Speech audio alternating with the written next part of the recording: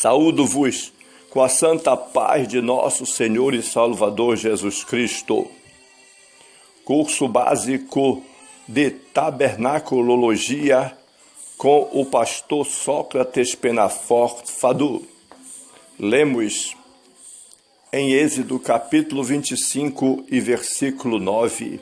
Conforme tudo que eu te mostrar, para modelo do tabernáculo e para modelo de todos os seus móveis, assim mesmo o fareis. Deus mesmo dá suas instruções a respeito do tabernáculo. E ainda aqui podemos notar neste capítulo o significado histórico, espiritual e tipológico do tabernáculo. Deve apoiar-se no que a Bíblia diz a respeito. Primeiro, o tabernáculo era um santuário, um lugar separado para o Senhor habitar com seu povo e encontrar-se com os seus. A glória do Senhor estava sobre o tabernáculo de dia e de noite. Quando a glória do Senhor seguia adiante, Israel tinha que avançar junto. Deus guiou os israelitas dessa maneira enquanto estiveram no deserto. O tabernáculo era chamado de o tabernáculo do testemunho, porque continha os 10 mandamentos. Os 10 mandamentos lembravam sempre ao povo da santidade de Deus e das suas leis sobre o viver do seu povo escolhido. Nosso relacionamento com Deus nunca poderá ser separado da nossa obediência à sua lei. O tabernáculo era o lugar onde Deus concedia o perdão dos pecados mediante um sacrifício vicário. Esses sacrifícios tipificavam o perfeito sacrifício de Cristo na cruz pelos pecados da raça humana. O tabernáculo falava do céu, isto é, do tabernáculo onde Cristo, nosso sumo sacerdote eterno, vive eternamente para interceder por nós. O tabernáculo falava da redenção final, quando então haverá um novo céu e uma nova terra, isto é, o tabernáculo de Deus com os homens, pois com eles habitará e eles serão o seu povo, e o mesmo Deus estará com eles. A arca, lemos em Êxodo capítulo 25 e versículo 10. Também farão uma arca de madeira de cetim. O seu comprimento será de 2 côvados e meio, e a sua largura de 1 côvado e meio, e de 1 côvado e meio a sua altura. A arca era uma peça do tabernáculo em formato de baú, contendo os 10 mandamentos, um vaso de maná e a vara florescida de Arão. Tinha por cobertura uma tampa chamada propiciatório, fixados em cada extremidade do propiciatório e formando uma só peça com ele, havia 2 querubins alados de ouro puro. A arca foi posta no lugar santíssimo do tabernáculo e representava o trono de Deus. Diante dela, o sumo sacerdote se colocava uma vez por ano, no dia da expiação, para aspergir sangue sobre o propiciatório, como expiação pelos pecados involuntários do povo cometidos durante o ano anterior. O testemunho. Lemos em Êxodo capítulo 25 e versículo 16. Depois porás na arca o testemunho que eu te darei. O testemunho, aqui eram 2 tábuas de pedras, nas quais foram gravados os 10 mandamentos, ou o decálogo, que Moisés recebeu de Deus no monte. O propiciatório. Lemos em Êxodo capítulo 25 e versículo 17. Também farás um propiciatório de ouro puro, e o seu comprimento será de 2,5 côvados, e a sua largura de 1,5 côvado. O propiciatório era a tampa da arca. Nela o sumo sacerdote aspergia o sangue derramado do sacrifício, a fim de fazer expiação pelos pecados. Esse ato simbolizava a misericórdia de Deus, que levava ao perdão. Assim, o propiciatório e o sangue sobre ele prefiguravam o perdão divino, acessível aos pecadores através do sacrifício expiador de nosso Senhor e Salvador Jesus Cristo. Os 2 querubins de ouro. Lemos em Êxodo capítulo 25 e versículo 18. Farás também 2 querubins de ouro batido os farás nas 2 extremidades do propiciatório. Os 2 querubins de ouro que ficavam em ambas as extremidades do propiciatório simbolizavam seres celestiais que assistem junto ao trono de Deus no céu. Simbolizavam a presença de Deus e a sua soberania entre o seu povo na terra. A presença deles sobre a arca testificava da verdade que Deus permaneceria entre o seu povo somente enquanto houvesse provisão expiatória pelo sangue e o povo se dispusesse a cumprir os mandamentos de Deus. A mesa com o pão da proposição. Lemos em Êxodo capítulo 25 e versículo 30. E sobre a mesa porás o pão da proposição perante a minha face. A mesa com o pão da proposição, o pão colocado sobre essa mesa representava a presença do Senhor como o sustentador de Israel na sua vida em geral. O Deus que provê. Aponta também para Cristo, o pão da vida. O castiçal. Lemos em Êxodo capítulo 25 e versículo 31. Também farás um castiçal de ouro puro. De ouro batido se fará este castiçal. O seu pé, as suas canas, as suas copas, as suas maçãs e as suas flores serão do mesmo.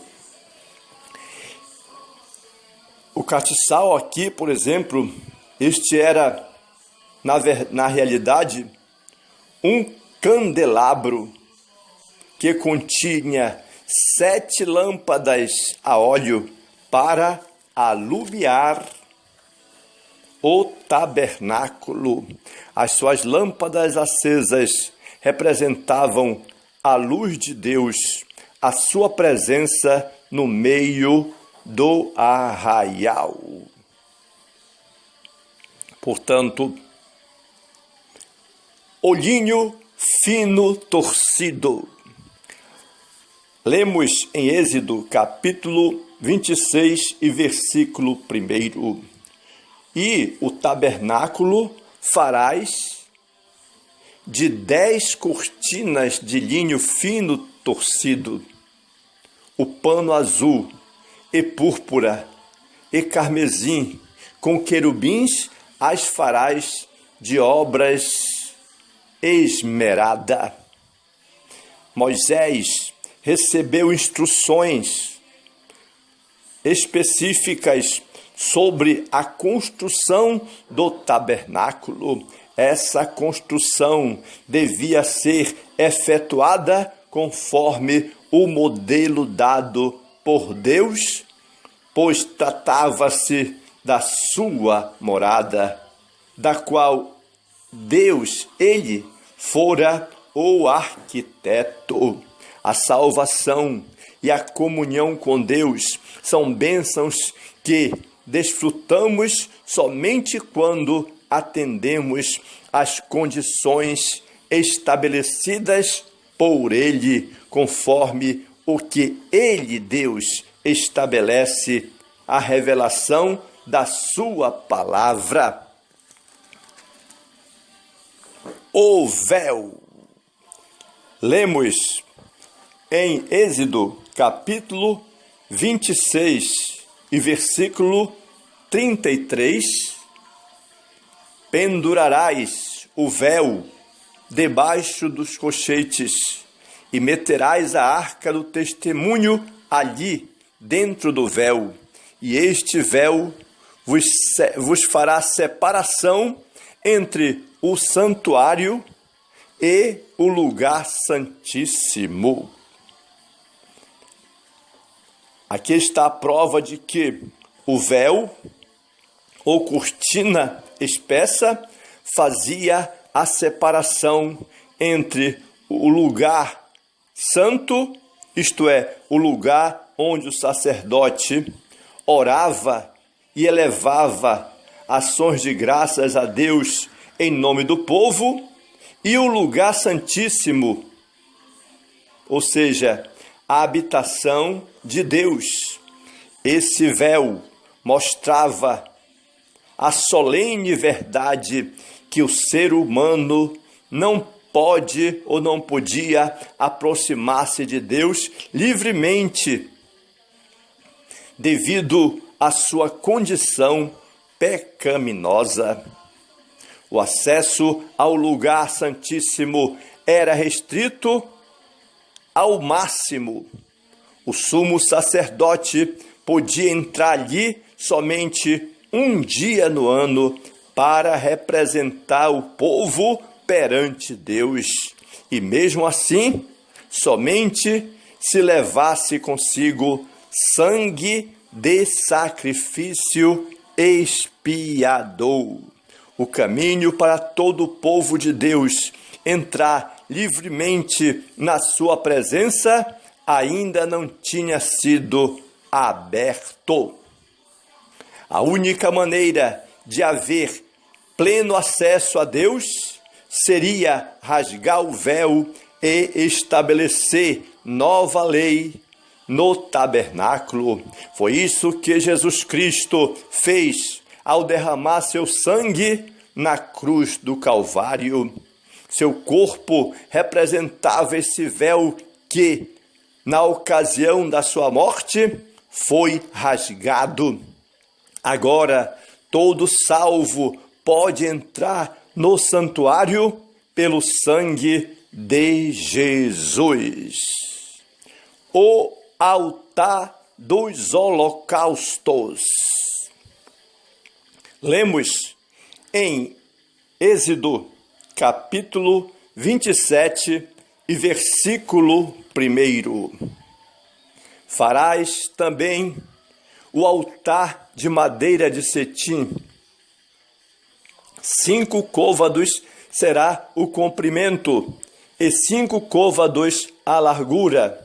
Será quadrado o altar, e 3 côvados a sua altura.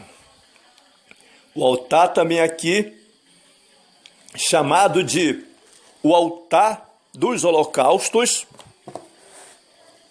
era o lugar onde os animais eram imolados em sacrifícios para fazer expiação, isto é, cobrir o pecado e alcançar o perdão de Deus. O sangue vicário do sacrifício era posto nas pontas do altar e derramado à sua base. Esse ato da expiação salientava que o pecado é digno de morte, mas que Deus aceitava sangue inocente em lugar do culpado. As suas pontas, vamos ver aqui as suas pontas, em Êxodo, capítulo 27 e versículo 2. E farás as suas pontas nos seus 4 cantos. As suas pontas serão uma só peça com o mesmo, e o cobrirás de cobre. Essas pontas eram projeções em cada um dos 4 cantos do altar e simbolizavam o poder e a proteção através do sacrifício. Fazer arder as lâmpadas continuamente. Lemos em Êxodo, capítulo 27 e versículo 20 e 21. Tu, pois, ordenarás aos filhos de Israel que te tragam azeite puro de oliveira batido para o candelabro, para fazer arder as lâmpadas continuamente. Na tenda da congregação, fora do véu que está diante do testemunho, Arão e seus filhos as porão em ordem desde a tarde até pela manhã, perante o Senhor, um santuário, um estatuto perpétuo será este pelas suas gerações aos filhos de Israel. A luz das lâmpadas simbolizava a presença contínua de Deus entre o seu povo. A congregação de Israel devia ter abundante luz, vida e presença de Deus. Vamos observar aqui que as lâmpadas não podiam continuar a arder sem a cooperação e a obediência do povo. Arão e seus filhos são escolhidos por Deus para o sacerdócio. Lemos em Êxodo, capítulo 20 e versículo 1. Depois tu farás chegar a ti teu irmão Arão e seus filhos com ele, do meio dos filhos de Israel, para me administrarem o ofício sacerdotal, a saber, Arão e seus filhos Nadab, Abiú, Eleazar e Itamar. Aqui estava, o Senhor deu instruções a respeito do ministério de Arão, o sumo sacerdote, e dos deveres do sacerdócio em geral. O sacerdote era uma pessoa com a missão de representar o povo diante de Deus. Os sacerdotes deviam queimar incenso, cuidar do castiçal e da mesa dos pães, da proposição, oferecer sacrifícios no altar e abençoar o povo. Além disso, também julgavam causas civis e ensinavam a lei de Deus. Os sacerdotes ministravam como mediadores entre o povo e Deus, e também comunicavam ao povo a vontade e o conserto de Deus, e intercediam perante Deus devido à pecaminosidade do povo, exercendo assim o seu ministério diante do Senhor. Eles faziam expiação pelo pecado do povo e pelos seus próprios pecados, e testificavam da santidade de Deus. Os sacerdotes também, para os crentes do Novo Testamento, Jesus é o sacerdote do povo de Deus. Ele inaugurou o novo concerto mediante a sua morte e ofereceu-se como sacrifício perfeito, muito perfeito. Ele se compadece das nossas fraquezas, compadece-se de nós e comparece diante de Deus em nosso favor. Aperfeiçoa os salvos e aproxima-nos de Deus, porque Ele é o nosso sacerdote, o nosso sacrifício. Ele é tudo para nós, é nosso sumo sacerdote. Um peitoral. Lemos em Êxodo, capítulo 28 e versículo 4, sobre as vestes do sacerdote. Estas, pois, são as vestes que farão um peitoral e um éfode, e um manto, e uma túnica bordada, e uma mitra, e um cinto. Farão, pois, vestes santas a Arão, teu irmão, e a seus filhos, para me administrarem o ofício sacerdotal. Aqui, sobre o peitoral, trata-se de uma peça quadrada. Era uma peça quadrada de tecido espesso, na qual ficam colocadas 12 pequenas pedras preciosas em 4 fileiras horizontais, com 3 pedras em cada. Nessas pedras foram gravados os nomes dos 12 filhos de Israel. O éfode, lemos em Êxodo, capítulo 28 e versículo 6. E farão o éfode de ouro puro, de pano azul, de púrpura e de carmesim, e de linho fino torcido, de obra esmerada. O éfode era outra peça do vestuário do sumo sacerdote.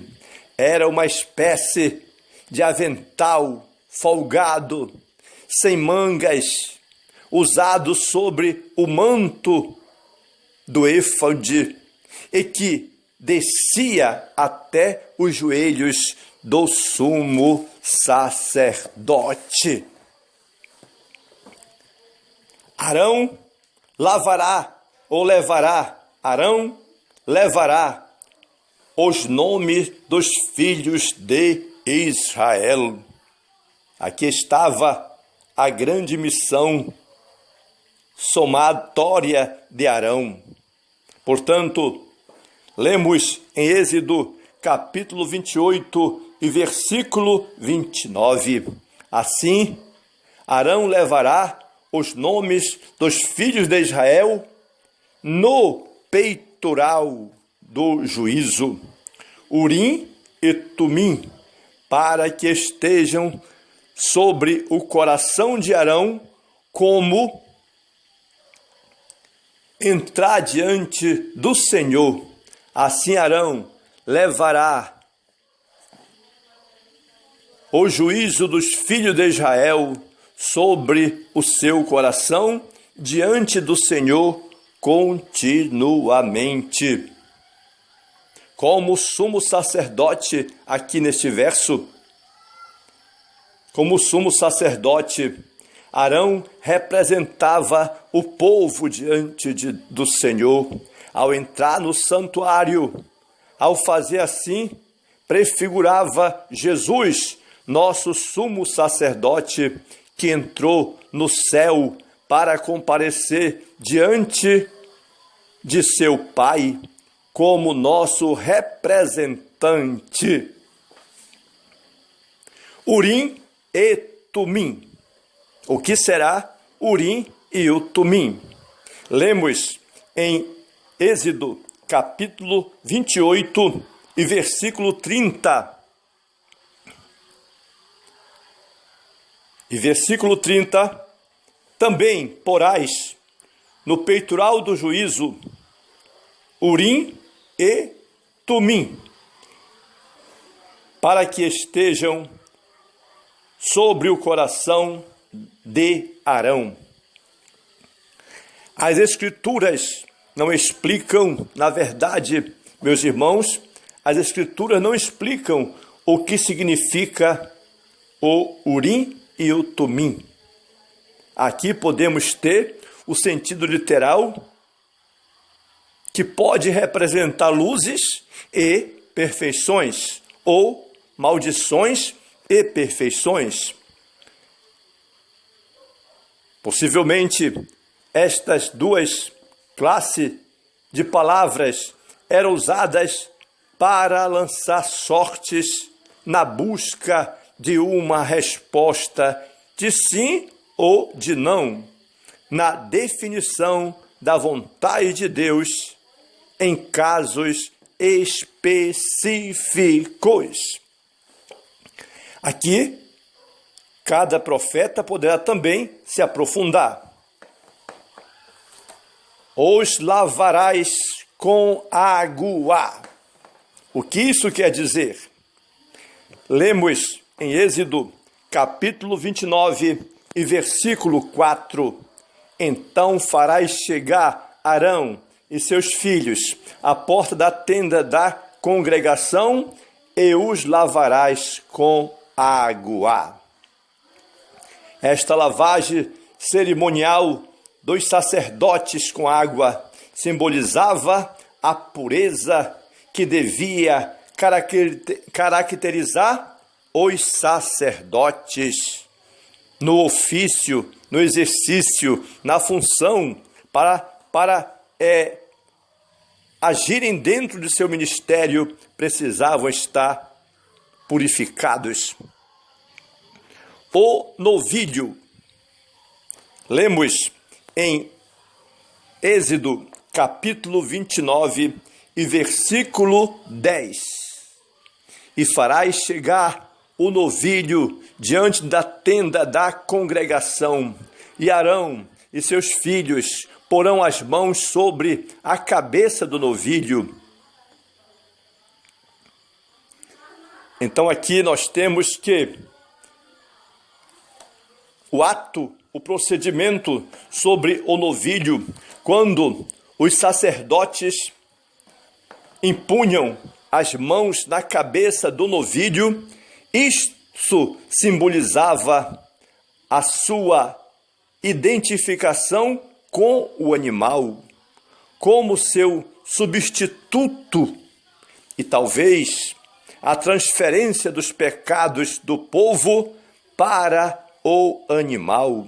Assim, o novilho tornava-se um sacrifício vicário que morria por causa dos pecados do povo.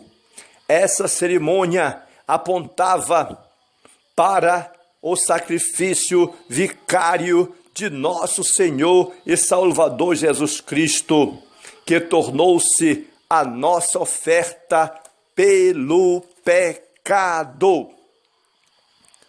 Portanto, temos ainda que sobre o altar do incenso deveria ser queimado incenso. Lemos em Êxodo capítulo 30 e versículo 1: E farás um altar para queimar o incenso, de madeira de cetim o farás. Aqui podemos entender que a queima de incenso simbolizava a contínua adoração e orações do povo de Deus. O altar do incenso podia até ser profanado, o que indica aqui que a oração que não visasse a glória de Deus, nem saísse de um coração dedicado a Deus, então isso aí não estava de acordo com a sua santidade.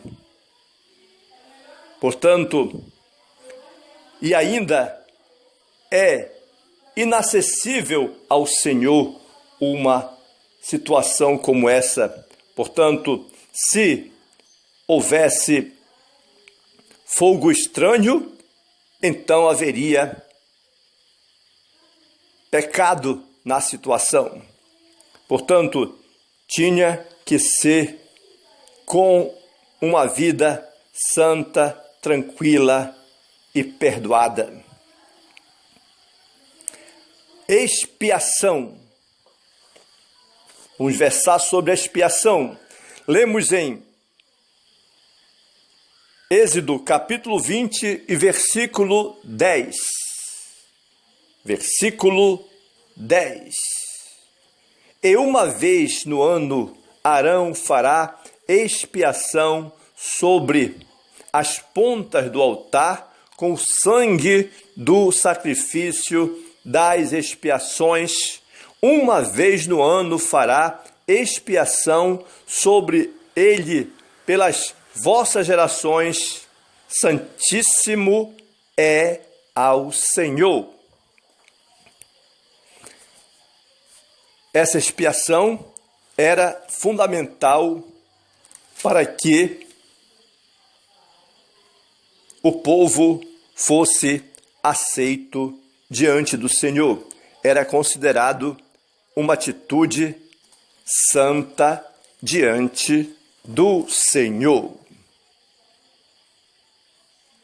E para a realização do trabalho para fazer o tabernáculo, então precisavam de homens iluminados por Deus, cheios de Deus, cheios do Espírito Santo. E foram convocados os homens. E aqui nós vemos que em Êxodo capítulo 31 e versículo 3. Está escrito: e os enchi do Espírito de Deus, de sabedoria, de entendimento, de ciência, em todo o artifício. Versículo 1 diz: depois falou o Senhor a Moisés, dizendo: eis que eu tenho chamado por nome a Bezalel, filho de Uri, filho de Ur, da tribo de Judá, e o enchi do Espírito de Deus, de sabedoria, de entendimento e de ciência, em todo artífice. Então aí Deus deu sabedoria. Ser cheio do Espírito de Deus, aqui refere-se, na verdade, meus irmãos, a dotações e a capacitação pelo Espírito Santo para o serviço especial a Deus. É correto, segundo o novo concerto, orar para que o Espírito nos dê tanto proficiência física como dons espirituais, a fim de cumprirmos a vontade de Deus para as nossas vidas. Um homem cheio do Espírito Santo, cheio da graça de Deus, ele se dedica muito mais no plano, nas coisas, no realizar da obra de Deus. Portanto, é preciso ser cheio do Espírito Santo para realizar a obra do Senhor nosso Deus. O tabernáculo, na verdade, ele tem o seu significado espiritual. E o tabernáculo aqui, ele tipifica a obra redentora de Cristo de levar os pecadores a Deus. Esse é o significado espiritual do tabernáculo. Ele representa, ele tipifica a obra redentora de Cristo para levar a humanidade, os pecadores, a Deus, e assim serem ricamente abençoados em o nome de Jesus. Quando nós observamos aqui, no tabernáculo, ele tem as suas peças. Todas as peças têm uma representação, têm uma lição para nós. O altar do holocausto, por exemplo, o altar do holocausto simbolizava a cruz do Calvário, lugar onde Cristo foi crucificado por nós. Ele é o nosso sacrifício. Ele foi crucificado por nós. A pia, quando dentro do átrio, a pia, que é ou lavatório, aqui representa a purificação e o início da santificação. Era onde os sacerdotes lavavam as mãos e os pés para poder exercitar a sua tarefa. Então aqui o lavatório, a pia, representa a purificação e o início da santificação para o homem.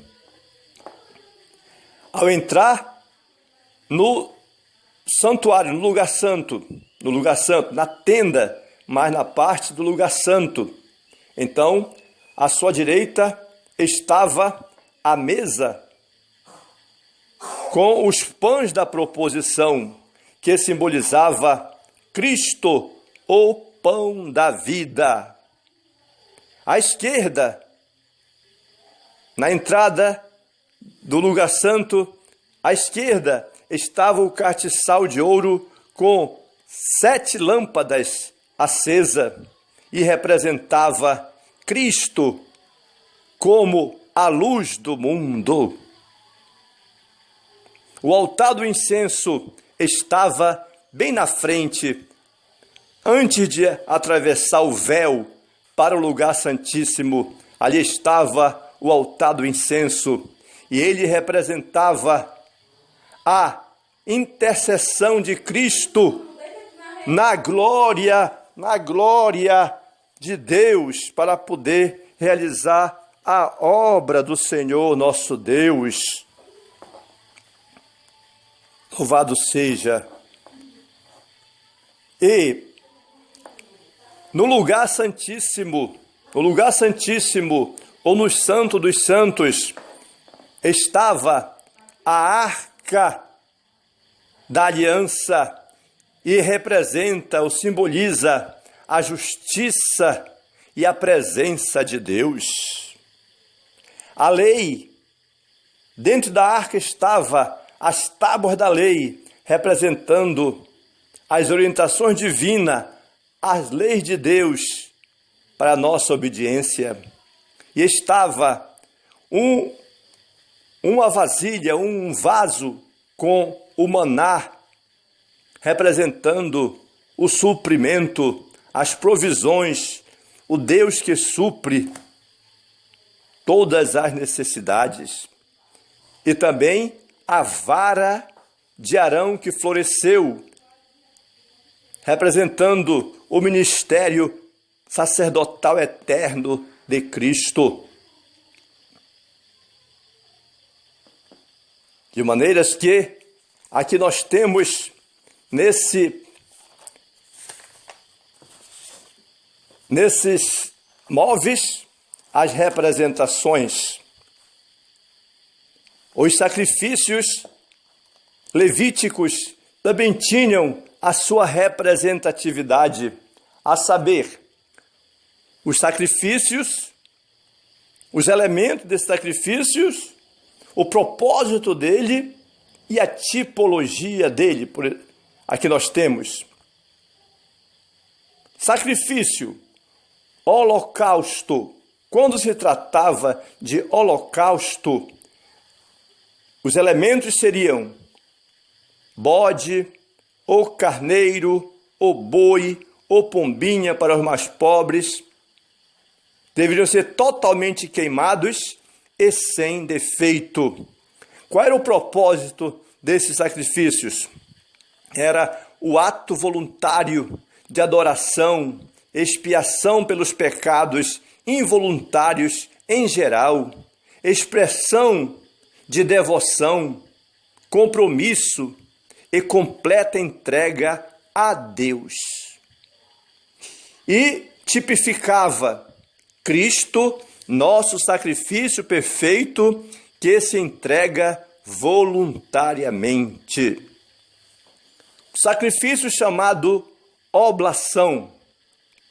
Os elementos eram grão, flor de farinha, azeite de oliveira, incenso, bolo assado, sal, sem fermento nem mel. Acompanhava a oferta queimada, holocausto, e a oferta de comunhão. E qual era o propósito? O propósito era o ato voluntário de adoração, reconhecimento da bondade e das provisões de Deus, devoção a Deus.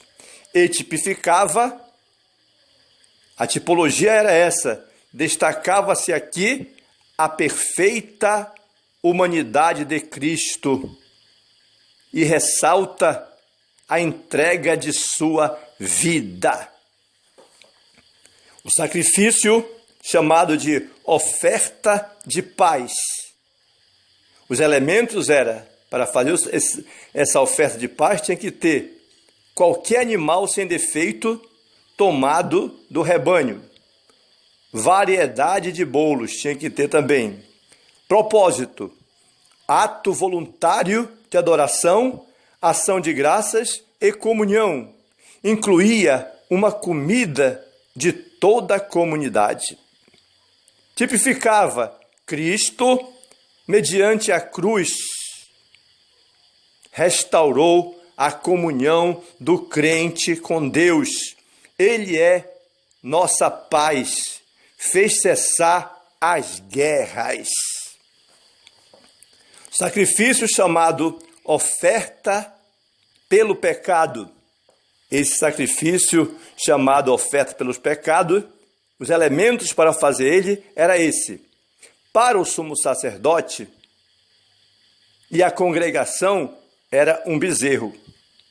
Para os líderes era um bode. Para qualquer pessoa do povo, uma cabra ou um carneiro. Para os pobres, 2 rolinhas ou 2 pombinhos. Para os muito pobres ainda, a 10ª parte de uma efa de flor de farinha. E o propósito era esse, para expiação de pecado específico e involuntário, confissão de pecado, perdão de pecado e limpeza da imundícia. E tipificava que Cristo compareceu e padeceu fora da porta por nós. Conforme temos em Hebreus, capítulo 13, versículo 10. O sacrifício de restituição. Os elementos eram carneiros, tinha que ser somente o carneiro. Propósito: para expiação de pecados involuntários que requeriam restituição, limpeza da imundícia, fazer restituição, acrescentar 20% de uma paga. O que representava? Cristo, mediante seu sacrifício, pagou a culpa dos pecados atuais dos crentes. Ele é a propiciação. Ele elevou sobre si a iniquidade de nós todos e pelas suas pisaduras nós fomos sarados. Sim, quando se apresentava mais de uma classe de oferta, como nós temos aqui em Números capítulo 7, versículo 16 e 17, em geral, o procedimento era como se segue aqui. Primeiro, tinha que ser a oferta pelo pecado. Segundo, tinha que ser o holocausto. Terceiro, tinha que ser a oferta de paz e a oblação, junto com uma oferta de libação. Essa sequência dá sentido ao sistema de sacrifícios. Em primeiro lugar, devia-se resolver o problema do pecado. Tinha que ser primeiro perdoado. Aí então vinha com a oferta pelo pecado. Em segundo lugar, tinha que o adorador se entregar plenamente a Deus. Aí então ele vinha com o holocausto e a oblação. E em terceiro lugar, estabelecia-se a paz ou comunhão entre o Senhor e o sacerdote. E o adorador também. Logo, o tabernáculo, ele é fundamental para a nossa vida espiritual, porque ele tem a sua representatividade. O tabernáculo é, hoje, muito importante para a nossa vida espiritual. Portanto, que Deus abençoe a todos nós em o nome de nosso Senhor e Salvador Jesus Cristo. Jesus Cristo é o único Salvador do mundo. Saúdo-vos